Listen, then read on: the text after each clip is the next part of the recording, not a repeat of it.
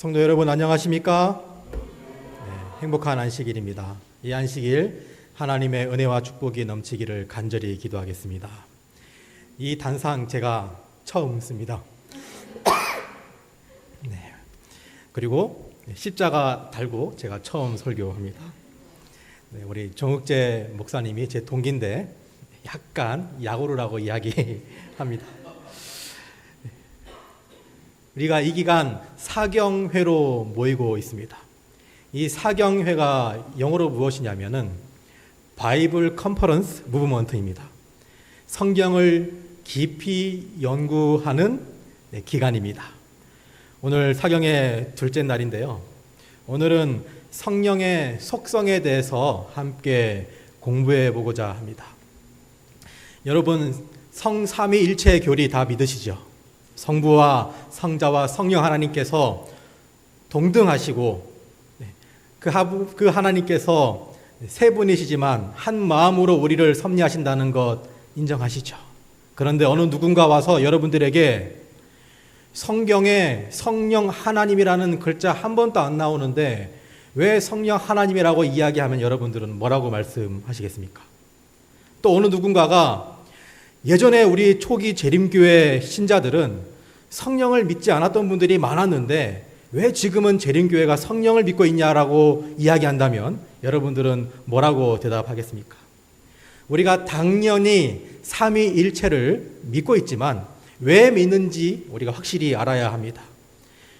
아는 것도 중요하지만 그 이유에 대해서 우리가 확실히 알아야지만 우리도 흔들리지 않을 수 있고 우리도 다른 사람들에게 올바른 대답을 할 수 있는 것입니다. 그래서 이 시간에는 성령의 속성에 대해서 함께 이야기를 나누고자 합니다. 92페이지에 이렇게 이야기하고 있습니다. 많은 그리스도인이 성령님을 하나님으로 어떤 속성을 부여받은 존재, 하나님의 손에 들린 능력 있는 도구쯤으로 단순히 추정한다. 하지만 성령님을 하나님과 완전히 동등한 존재로는 생각하지 않는다. 성령님이 하나님인지 아닌지 아주 큰 차이를 아닌지는 아주 큰 차이를 야기한다. 다만 우리는 성령님의 본질에 관하여 과대한 분석을 하지 않도록 특별히 주의해야 한다. 성령 하나님에 대해서 우리가 성경에 있는 그대로 받아들여야 한다는 것입니다. 확대 해석하거나 오해하거나 내 마음대로 해석해서는 안 된다고 하는 것입니다. 제가 최근에 한 영상을 보게 됐습니다. 제가 모자이크 처리를 했는데 화면에 손을 대세요. 하나님의 능력이 지금 당신을 강타합니다. 라는 글의 영상이었습니다. 어떤 한 전도사님이 화면을 보고 막 기도를 합니다. 그런데 내가 그 화면에 손을 대고 있으면은 성령의 능력이 화면으로 통해서 나에게 와서 내 병이 치유된다는 것입니다. 성령 사역하시는 어떤 분이었습니다. 그 밑에 댓글이 많이 달렸고요. 이 영상의 조회수는 40만이었습니다. 제가 오늘 캡처한 것입니다. 영상이 끝난 후 평소에 있던 무릎, 허리 통증이 완전히 사라졌습니다. 영상을 보고 나서 1년을 물리치료해도 낫지 않던 꼬리뼈 통증이 다 나았습니다. 제가 여러분들께 이 영상을 지금 조금 틀어드리려고 합니다. 어떤 영상인지 함께 보시기를 바라겠습니다. 우리 소리 틀어주세요. 제가 모자이크 처리했습니다. 누군지는 우리 개인적으로 찾아보시길 바라겠습니다. Scream with your faith. Touch the screen with your faith. Right now, right now. I hold your hands right now. In the mighty name of Jesus Christ. In the mighty name of Jesus Christ. Fire fall upon you right now. Fire of Holy Spirit right now. In the mighty name of Jesus Christ. Be free in the mighty name of Jesus Christ. In the mighty name of Jesus Christ. Be free from every hardship. Be free from any spirits that is not printed from God. Be free from any. 이런 영상을 1시간 동안 이렇게 하십니다. 근데 그 밑에 댓글이 뭐냐면은 이 영상을 1시간 들었더니 1년 동안 낫지 않던 통증이 다 나아버리고 마음이 치유함을 입었다라고 이야기하고 있는 것이죠. 이 잘못된 기복신앙이고 잘못된 성령에 대한 이해입니다. 무엇이 잘못되었을까요? 여러분, 성령 하나님께서 어느 누군가가 가라 하면 가고 오라 하면 오고 고치라 하면 고치는 존재입니까? 성령 하나님에 대한 잘못된 이해를 하고 있는 것이죠. 성령을 하나의 도구로 생각하는 것입니다. 우리 성령 하나님은 본인의 뜻대로 세상을 돌보시는 하나님이십니다. 이렇게 한 사람이 부릴 수 있는 존재가 아닌 것이죠. 성령에 대한 올바른 이해가 필요합니다. 그렇다면 어떻게 사람들이 치유될까? 마태복음 7장 22절 23절은 우리에게 이렇게 권면하고 있습니다. 다 함께 읽어보겠습니다. 시작. 그날에 많은 사람이 나더러 이르되 주여 주여 우리가 주의 이름으로 선지자 노릇하며 주의 이름으로 귀신을 쫓아내며 주의 이름으로 많은 권능을 행치 아니하였나이까 하리니 그때 너희가 저희에게 밝히 말하되 내가 너희를 도무지 알지 못하니 불법을 행하는 자들아 떠나가라 하리라. 진짜 많은 사람들이 저 영상을 보고 치유함을 입었다면은 조회수가 40만에 넘치면 안 되죠. 4천만은 돼야 되지 않겠습니까? 그것은 일시적인 치유일 수도 있고 사단의 사역일 수도 있다는 것입니다. 내 마음속에 있는 죄를 해결하지 않고서는 우리 육신의 그런 아픔을 어떻게 완전하게 해결할 수 있겠습니까? 오늘날 대부분의 이 성령론에 관한 책들은 성령의 사역과 봉사에 초점을 맞추고 있습니다. 그러나 성령 하나님의 신성을 올바로 알지 못한 채 그분만의 사역만 연구하는 것, 그분의 능력만을 연구하는 것은 하나님의 능력과 기적을 추구하게 만드는 위험이 있습니다. 성령 하나님을 이해함에 있어서 주의할 점이 있다라고 책은 이야기합니다. 성령의 신성은 약간 미묘한 언어로 설명되어 있다. 그래서 우리는 성령의 여러 간접적인 진술들을 통해서 그것들을 유추한다. 그래서 우리는 하나님이 성령에 대하여 말씀 속에 계시한 바를 조심스럽게 연구하기 위해 성경의 말씀을 서로 비교할 필요가 있다. 그렇게 하려면 우리는 성경이 진술하는 것보다 못한 수준에서 진리를 주장해서도 안 되며 기록한 말씀 밖으로 넘어가지도 말아야 한다. 우리 책에 있는 것이 아니라 우리 2017년 교과 공부 책에 있었던 내용입니다. 우리는 하나님에 대한 인간의 사고를 성령에 대한 이해의 기준으로 삼아서는 안 된다. 나의 기준으로, 내 삶을 기준으로, 나의 이해의 기준으로 하나님의 사역, 성령의 하나님의 사역을 이야기해서는 안 된다고 하는 것입니다. 그것을 기준으로 하나님은 이런 분이다, 성령 하나님은 이런 분이다 라고 말해서는 안 된다고 이야기하고 있습니다. 어떻게 보면 성삼위일체라는 단어도 신학자들이 만들어낸 단어죠. 성경에서 이야기하고 있는 하나님에 대해서 가장 잘 설명하다 보니 그런 학문이 나온 것입니다. 진짜 정말 하나님이 어떤 분이신지, 정말 그 세 분의 하나님이 어떤 관계인지는 우리가 완전하게 알아차릴 수 없는 오묘에 속한 일이라고 화이트부인은 이야기하고 있습니다. 성령이 어떤 분인지 정의하는 것은 지극히 중요한 일이 아니다. 성령의 본질은 오묘이다. 사람은 그 본질을 설명할 수 없다. 왜냐하면 주님께서 그것을 사람에게 드러내지 않으셨기 때문이다.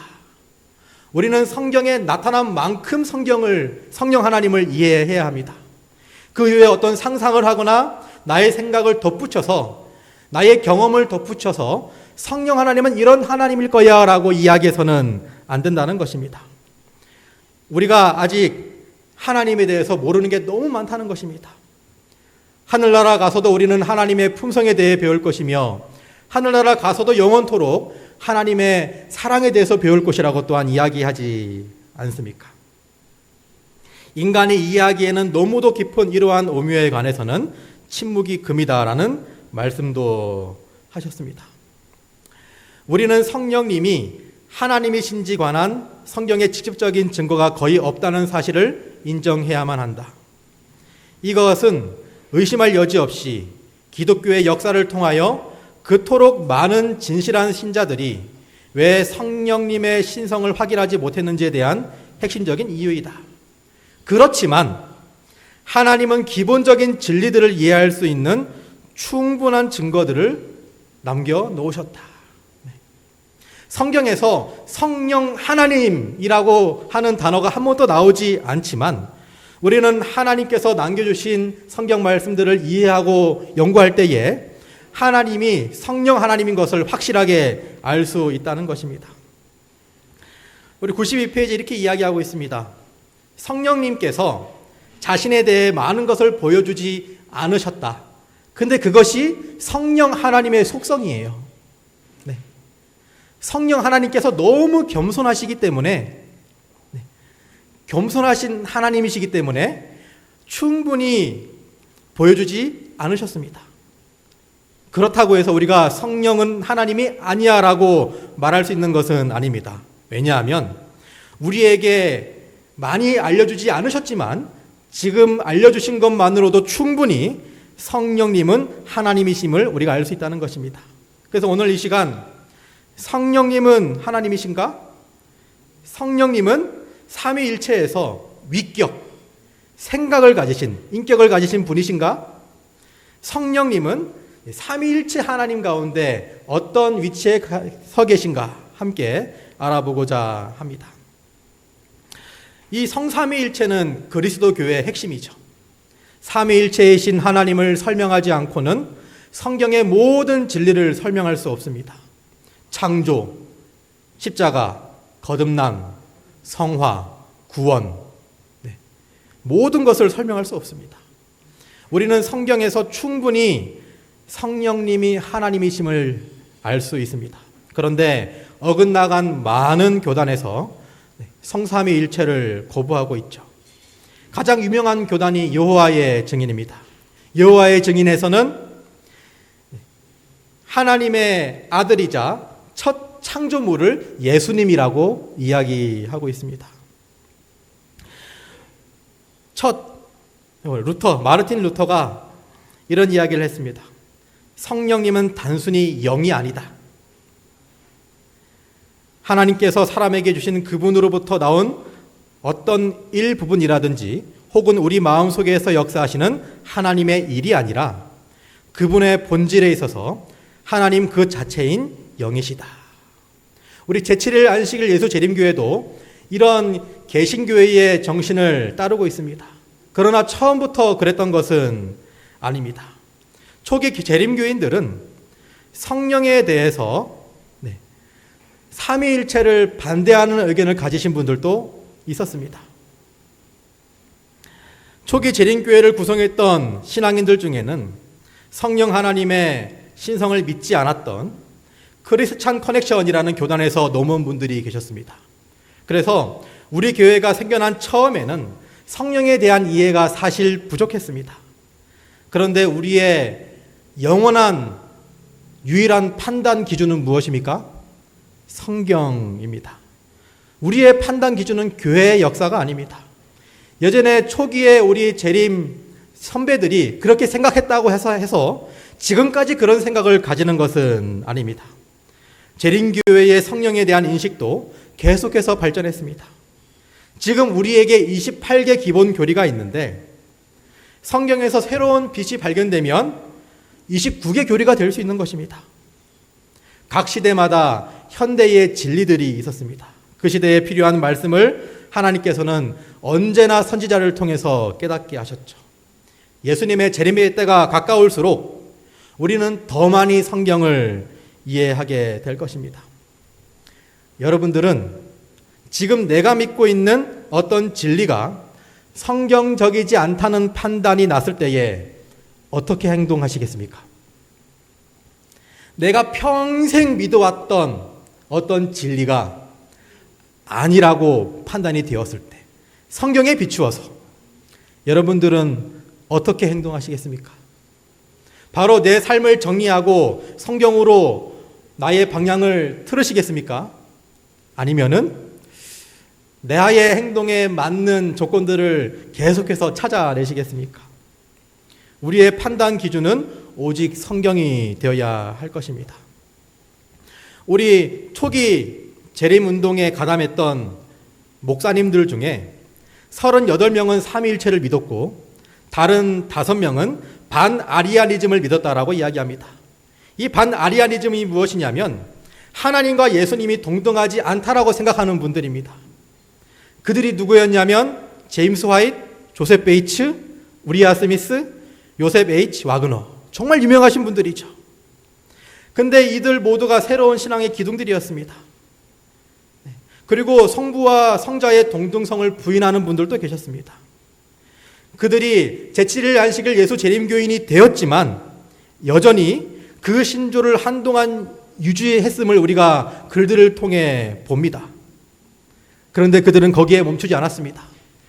거기에 내려앉지 않았습니다.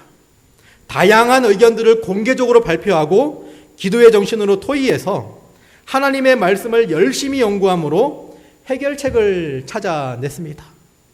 그리고 화이트 부인을 통하여 우리 제7일 안식일 예수 재림교회의 성령론이 발전하게 됩니다. 우리가 중요하게 봐야 할 것은 우리가 선지자로 믿고 있는 화이트 부인은 어떠한 생각을 가지고 있었냐 하는 것입니다. 그리고 그보다 더 중요한 것은 성경이 성령에 대해서 어떻게 말하고 있는지입니다. 우리 책에 이렇게 나와 있죠. 엘렌 G 화이트조차도 그녀의 저술에서 흠정력 성경을 인용하여 성령을 지칭할 때 대명사 it, 그것을 사용하였다. 그런데 여러 계시를 받으면서 점진적으로 이 성령에 대한 이해를 가지고 오게 되었습니다. 그러나 1898년 화인 여사가 성령을 지칭할 때 인칭 대명사인 he, 그분을 사용하였고 성령을 삼위일체의 제3위라고 하면서부터 모든 것이 변경되었다. 시대의 소망에도 신성의 제3위의 강력한 작용이라고 이야기하고 성령, 신성의 제3위 되신 분의 강력한 힘이라고 표현하였습니다. 화이트 부인은 계속해서 이야기합니다. 성령께서는 개성을 가지고 계신다. 능력이 아니다. 신성의 제3위 되시는 분, 곧 성령 안에서 하늘의 지극히 높으신 세 분, 곧 아버지와 아들과 성령과 협력해야 한다. 우리 교단은 성삼위일체를 믿고 있으며 성령님도 하나님이라는 사실을 강력하게 증거하고 있다는 사실을 기억하시기를 간절히 바라겠습니다. 그렇다면 이제 성경을 통해서 성경은 성령 하나님을 무엇이라고 부르는지, 성령 하나님이라는 단어가 나오지 않지만 하나님이 성령이심을 우리가 어떻게 증거할 수 있는지 함께 알아보고자 합니다. 정욱재 목사님이 나중에 자서전을 적는다고 생각해 봅시다. 이런 자서전을 적었어요. 2024년 2월 2일 금요일, 나의 둘째 아들 지민이 친구이며 영남 36 선배이며 목회 동기인 청송교회 담임 목사가 세움교회로 사경회를 오게 되었다. 그날은 세움교회 강대상이 처음으로 바뀌는 날이었는데 나보다 더 먼저 강대상을 사용하였다 라고 자서전에 적어 놓은 겁니다. 그리고 세움교회 연역에 이렇게 적혀 있습니다. 2024년 2월 2일 금요일 강대상 설치, 사경회 강사로 청송교회 담임 목사 한사랑 목사 초청. 나중에 500년 후에 우리 선조들이 이 글을 보게 되었습니다. 그리고 연구를 하게 됩니다. 세움교회 역사에 대해서. 맨 처음에는 정욱재 목사 자서전만 봤어요. 도대체 그래서 이 청송교회 담임 목사 이름이 무엇인지 고민하게 됩니다. 고민하다가 저 어느 곳에서 고문서 하나를 딱 펼쳤는데 세움교회 연역인 겁니다. 먼지를 틀고 그때는 다 영어를 써요. 한국어 학자가 딱 보니까 청송교회 담임 목사 이름이 나와 있어요. 뭐라고요? 한사랑. 그럼 이 두 개를 딱 교차해서 봐요. 아, 청송교회 담임 목사님 이름이 무엇이었다? 한사랑이었다. 여기에 대해서 태클 걸 사람이 있습니까? 없습니까? 아닐 수도 있지. 이렇게 말할 수 있는 사람이 있어요? 없어요? 없어요. 증거가 너무 명확해요. 성령 하나님도 우리가 이런 방식으로 성령님이 하나님임을 알 수가 있습니다. 너무나 확실한 증거들이 넘쳐납니다. 함께 보겠습니다. 사도행전 5장 3절, 베드로가 이르되 아나니아야 어찌하여 사탄이 내 마음속에 가득하여 내가 성령을 속이고 땅값 얼마를 감추었느냐? 누구를 속였다고요? 성령을 속였대요. 근데 그 다음에 바로 뭐라고 이야기하냐면 사람에게 거짓말한 것이 아니라 너는 하나님께 거짓말한 거야. 그럼 성령이 누구라는 겁니까? 하나님이라는 것이에요. 아, 성령님이 하나님이시구나. 근데 이게 하나가 아니에요. 고린도전서 3장 16절 17절 우리 잘 아는 말씀이죠. 다 함께 읽어보겠습니다. 시작.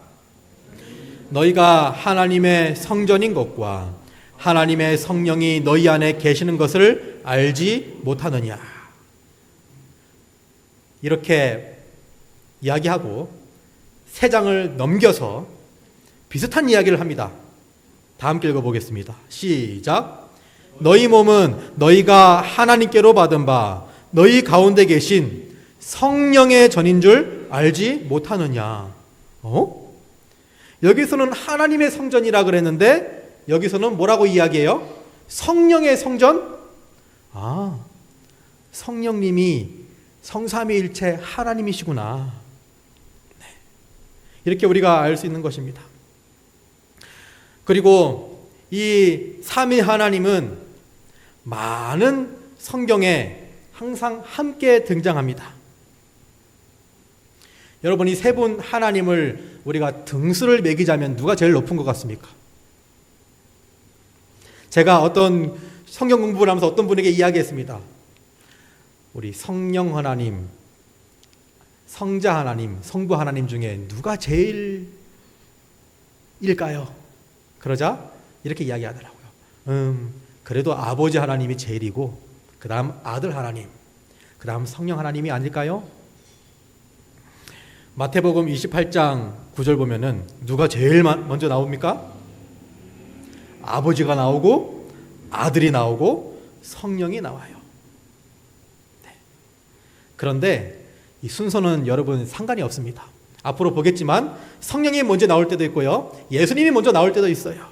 중요한 것은 이 세 분이 항상 같은 선상에서 언급된다는 것입니다.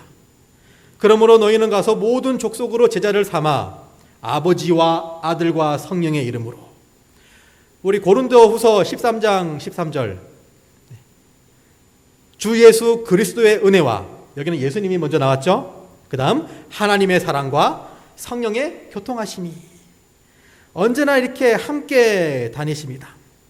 마태복음 3장 16절 17절 예수님께서 침례를 받으시고 곧 물에서 올라오실새 하늘이 열리고 하나님의 성령이 비둘기같이 자기 위에 임하심을 보시더니 하늘로서 소리가 있어 말씀하시되 내가 아버지께 구하겠으니 또 다른 보혜사를 너희에게 주사 영원토록 너희와 함께 있게 하시리니. 고린도전서 12장 4절 6절 제가 좀 요약했습니다. 함께 읽어볼까요? 시작. 은사는 여러 가지나 성령은 같고 직분은 여러 가지나 주는 같으며 사역은 여러 가지나 하나님은 같으니. 베드로전서 1장 1절에서 2절 다 함께 읽어보겠습니다. 시작. 사도 베드로는 하나님 아버지의 미리하심을 따라 성령이 거룩하게 하심으로 예수 그리스도의 피 뿌림을 얻기 위하여 택하심을 받은 자들에게 편지하노니. 성령이 삼위 하나님의 한 분으로 성경은 계속해서 우리에게 이야기하고 있습니다. 이렇게 우리는 성령님이 하나님임을 우리가 알 수 있는 것입니다. 우리가 삼중 찬양이라고 이야기를 많이 하는데요. 거룩 거룩 그 다음 뭡니까? 거룩. 거룩이 몇 번 나옵니까? 3번 나옵니다. 우리가 찬양할 때 거룩 거룩 거룩 자비하시니라고 찬양하죠. 왜 3번 나올까요? 왜 거룩 1번도 아니고 2번도 아니고 3번을 우리가 찬양할까요? 성부와 성자와 성령 하나님께 동등하게 동일하게 찬양을 드리기 위해서 거룩 거룩 거룩 3번 하는 것입니다. 우리가 그 찬양을 부를 때 그냥 생각 없이 부르면 안 됩니다. 거룩할 때 우리 아버지 하나님, 거룩 예수님, 거룩 성령 하나님, 이렇게 마음속으로 기도하는 마음으로 부르면 더 은혜가 올 것이라고 생각을 합니다. 성경에도 하나님을 찬양할 때 3번 높였습니다. 이사야 6장 3절 함께 읽어보겠습니다. 시작.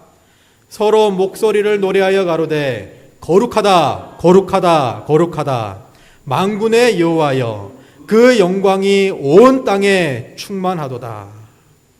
요한계시록 4장 8절 이어서 읽겠습니다. 시작. 내 생물이 각각 6날개가 있고 그 안과 주위에 눈이 가득하더라. 그들이 밤낮 쉬지 않고 이르기를 거룩하다 거룩하다 거룩하다 주 하나님 곧 전능하신 이여 전에도 계셨고 이제도 계시고 장차 오실 자라 하고. 성경의 저자들은 이 성삼위 하나님께 찬양을 드리기 위해 거룩하다 거룩하다 거룩하다라고 찬양했습니다. 우리도 본받아서 거룩 거룩 거룩 자비하신 주여라고 찬양하고 있는 것입니다. 하나님을 복수로 표현합니다. 하나님이 가라사대 우리의 형상을 따라 우리의 모양대로 우리가 사람을 만들고, 자 우리가 내려가서 거기서 그들의 언어를 혼잡하게 하여 그들로 서로 알아듣지 못하게 하자 하시고. 우리가 누구입니까? 성부와 성자와 성령 하나님을 의미한다는 것이죠. 성경은 성령이 신적인 속성을 가지고 있다라고 증언합니다. 아버지 하나님이 가지고 있는 속성을 성령 하나님도 그대로 가지고 있는 것입니다. 성령 하나님이 전지하다라고 이야기합니다. 모든 것을 알고 있다라고 이야기합니다. 전능하십니다. 무슨 일이든지 못하실 일이 없으십니다. 편재하십니다. 모든 공간을 초월하십니다. 영원하십니다. 모든 시간을 초월하십니다. 고린도전서 2장 10절 11절을 다 함께 읽어보겠습니다. 시작. 오직 하나님이 성령으로 이것을 우리에게 보여주셨으니 성령은 모든 것 곧 하나님의 깊은 것이라도 통달하시느니라. 사람의 사정을 사람의 속 외에 있는 영 외에 누가 알리요. 이와 같이 하나님의 사정도 하나님의 영 외에는 아무도 알지 못하느니라. 성령은 하나님처럼 모든 것을 알고 통달하신다라고 이야기하고 있습니다. 또한 전능하다라고 이야기하십니다. 그냥 눈으로 읽고 넘어가도록 하겠습니다. 편재하십니다. 시편의 저자는 내가 주의 신을 떠나 성령을 떠나 어디로 가며 주의 앞에서 어디로 피하리까라고 고백하고 있습니다. 내가 어디 있든지 어디로 떠나든지 성령 하나님께서는 함께 하신다라는 것을 고백하고 있는 것입니다. 내가 하늘에 올라갈지라도 거기 계시며 음부에 내 자리를 펼지라도 거기 계신 분이 성령 하나님이십니다. 내가 새벽 날개를 치며 바다 끝에 가서 거할지라도 곧 거기서도 성령 하나님의 손이 우리를 인도하시며 하나님의 손이 우리를 붙드실 것입니다. 옆에 계신 분에게 이 말씀을 생각하시면서 이야기하겠습니다. 성령 하나님께서 언제나 당신과 함께 하십니다. 시작. 성령 하나님께서 언제나 당신과 함께 하십니다. 네. 지금은 성령의 시대라고 이야기하죠. 성령 하나님께서 언제나 여러분들과 함께 하신다는 사실을 믿고 의지하시고 재림을 기다릴 때에 힘없기를 간절히 바라겠습니다. 또한 하나님처럼 영원하십니다. 히브리서 9장 14절. 하물며 영원하신 성령으로 말미암아 흠없는 자기를 하나님께 드린 그리스도의 피가 어찌 양심으로 죽은 행실에서 깨끗하게 하고 살아계신 하나님을 섬기게 못하겠느냐. 성령 하나님도 하나님처럼 영원한 속성을 가지고 있다는 것입니다. 제가 아까 정욱재 목사 자서전과 세운교회 연역에 대해서 이야기했습니다. 그와 비슷한 우리 또한 증거가 있어서 여러분들에게 소개합니다. 이사야 6장 9절 10절은 구약 이사야서이고, 사도행전 28장 25절과 27절은 신약입니다. 이사야서는 이렇게 이야기합니다. 여호와께서 이르시되 라면서 하나님께서 말씀하신 내용을 선포합니다. 그런데 이 사도행전의 저자가 똑같은 이야기를 하면서 성령이 이사야를 통해서 너희 조상들에게 말씀하신 것이 이것이다 라고 하면서 똑같이 이야기합니다. 이사야서는 누가 말했다고요? 여호와. 그런데 사도행전에 와서는 뭐라고 이야기합니까?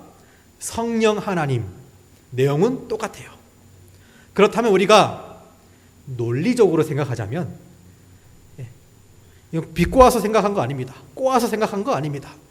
과대망상한 것 아닙니다. 누가 보더라도 여호와 하나님께서 성령 하나님이시네?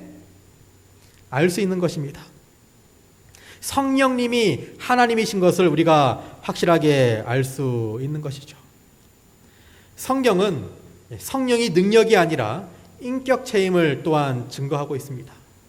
정통 기독교 신앙은 성경의 분명한 가르침을 따라 성격이 위격, 인격을 가진 하나님이심을 우리가 믿고 있는 것이죠. 그런데 많은 기독교 역사 가운데 이 성경을 벗어난 많은 사람들이 이야기하기를 성령은 하나님이 아니다. 하나님께서 쓰시는 에너지다. 하나님의 품성의 일부분이다 라고 이야기하지만 우리가 성경을 통해 확실히 알 수 있는 것은 인격체라는 것입니다. 위격을 가지고 계신다는 것입니다. 인격체에게만 나타나는 독특한 특성이 있습니다. 여기 계신 분들 중에 이 세 개 중에 하나 없다면 큰일 납니다. 병원 가야 됩니다. 생각하고 느끼고 결단할 수 있는 것을 우리가 사람이라고 이야기합니다. 인격체라고 이야기합니다. 지성, 감성, 의지. 이것을 가리켜 인격의 3요소라고 이야기합니다. 생각하고 느끼고 결단하는 모든 실체는 인격이라고 말하는 것이죠. 성령 하나님이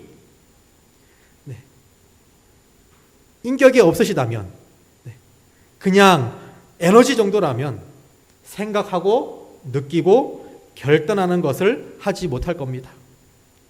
그러나 성령님은 인격을 가진 분이라면 이러한 특성을 가지고 있을 것입니다.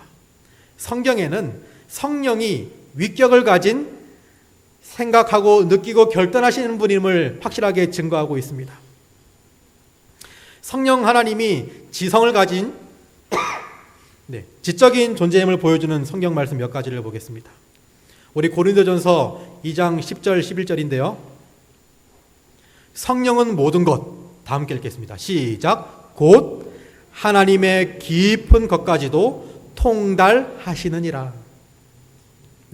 여기서 통달한다는 말을 이해해 보자면 성령님이 지식이 있기 때문에 통달한다는 것입니다. 우리 마음으로 하여금 진리를 이해하도록 조명하는 영향력이 아니라 스스로 진리를 아는 분이라고 성경은 이야기하고 있는 것입니다. 감정을 가지신 분입니다. 오직 성령이, 다 함께 읽겠습니다. 시작. 말할 수 없는 탄식으로. 탄식하신다라고 표현하고 있습니다. 성령님은 우리가 기도하도록 움직이시고 기도하는 법을 가르쳐 주실 뿐만 아니라 우리가 기도할 수 없을 때에 우리를 대신하여 하나님께 기도를 해주시는 감정이 있으신 분으로 묘사하고 있습니다. 의지를 가지셨습니다. 우리 맨 밑에 문장, 이 모든 일을 다 함께 읽겠습니다. 시작. 이 모든 일은 같은 성령이 행하사 그 뜻대로 나누어 주시느니라. 하나님이 성령님이 의지를 가지셨어요. 무엇이 있어요? 뜻이 있어요. 뜻이 있다는 것은 인격체이며 위격을 가졌다라는 의미이기도 합니다. 이 말씀은 성령의 에너지가 아니라 인격을 가진 분이시기에 의지를 가지고 있음을 우리에게 보여주고 있습니다. 성령은 단순히 하나님의 능력이나 에너지에 불과하다면 이러한 인격체들에게만 사용되는 말을 사용할 수 없을 것입니다. 성령에 대한 잘못 이해를 가지고 이 성령이라는 단어를 영어로 표현할 때에 많은 사람들이 it을 씁니다. it. 그런데 성경은 인칭 대명사를 쓰고 있습니다. 무엇을 쓰고 있다고요? 인칭 대명사. 우리 다 함께 읽어보겠습니다. 요한복음 16장 17절 시작.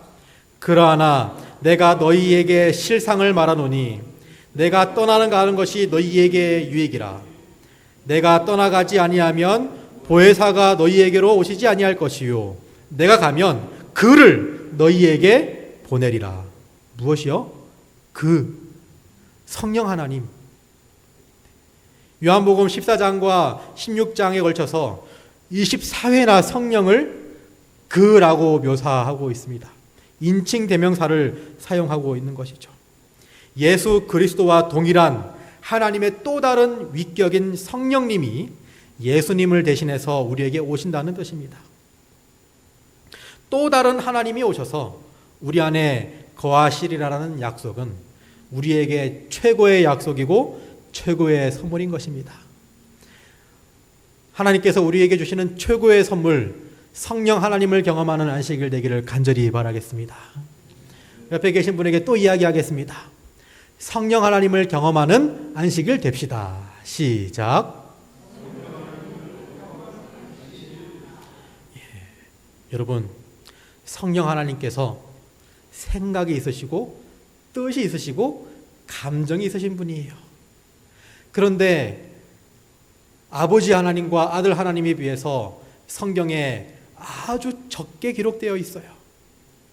그런데 성경을 쓰신 분은 누구입니까? 성령 하나님이셔요. 우리에게 또 하나의 교훈을 줍니다. 겸손입니다.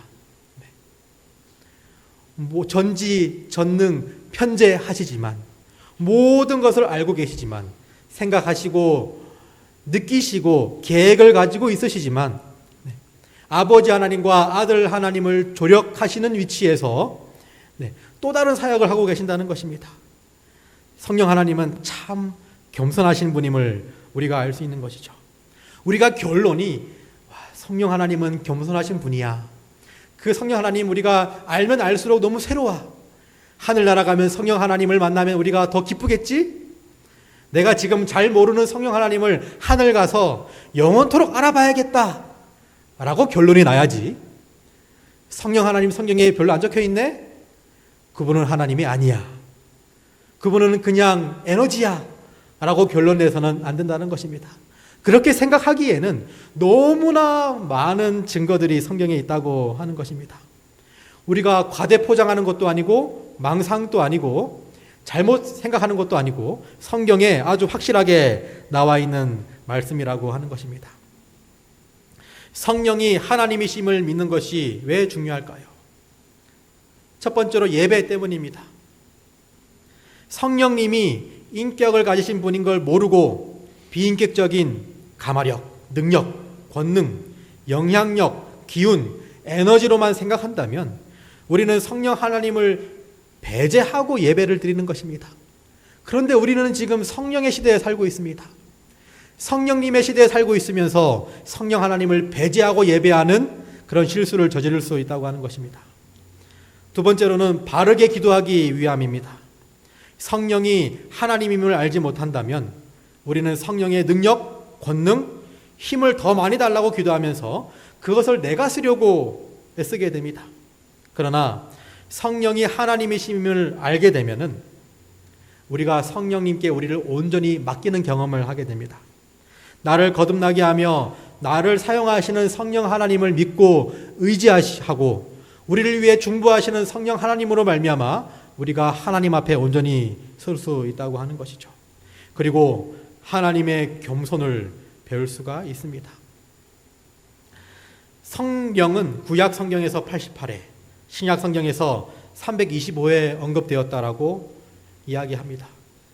다른 이 두 삼위일체의 두 분에 관한 수많은 언급에 비할 때에 아주 적은 숫자죠. 성령 하나님이 신격에서 드러나는 태도는 사랑의 태도, 겸손의 태도라고 하는 것입니다. 우리로 하여금 아버지 하나님과 아들 하나님, 그리고 아버지와 아들 간의 그 관계를 더욱더 조명하시기 위해 하나님께서는 이런 겸손을 택하고 있으시다는 것입니다. 그렇다면 우리가 성령에 대해서 올바로 알고 성령에 대해서 우리가 올바로 기도하게 되면, 성령 하나님을 구하게 되면 우리 교회에 어떤 일이 일어날까? 성령 하나님께서 우리 교회에 하시는 일이 무엇일까요? 우리 다 함께 읽어보겠습니다. 첫째, 시작. 신자들을 도우신다. 둘째, 그리스도의 진리를 알게 해주신다. 셋째, 그리스도를 개인적으로 만나게 해주신다.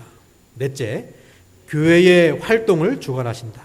다섯째, 교회의 구성원들에게 특별한 은사를 주신다. 여섯째, 신자들을 거듭나게 하신다. 이 성령 하나님이 우리와 지금 함께 계십니다. 그 하나님께서 오늘 여러분들의 마음 문을 두드리고 있으십니다. 내가 잠시 들어가도 되겠니? 내가 들어가서 너희를 위로하며 너희 마음속에 있는 걱정 근심을 밀어내고 하늘의 축복으로 채워도 되겠니? 라고 우리에게 물어보고 계십니다. 지금 바로 문을 활짝 열고 성령 하나님을 우리 마음속에 초대해서 이 안식일 성령 충만한 안식일 되기를 간절히 바라겠습니다. 우리 옆에 계신 분에게 마지막으로 이야기하겠습니다. 마음 문을 엽시다. 시작.